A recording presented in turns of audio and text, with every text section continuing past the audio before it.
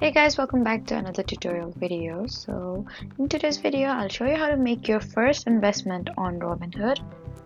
So first, open the Robinhood app and sign into your account. Then make sure your account is fully set up and that you have funds available to invest. Then use the search bar to find the stock, ETF, or other investment you want to research. And open the investment and review important information such as its price, performance, and available details.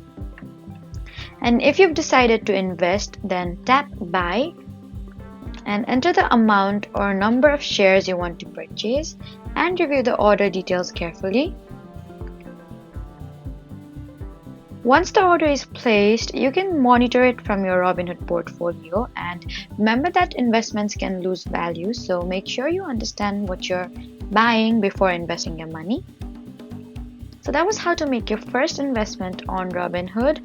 Please do not forget to like, comment, and subscribe for more helpful tutorials. Thank you for watching.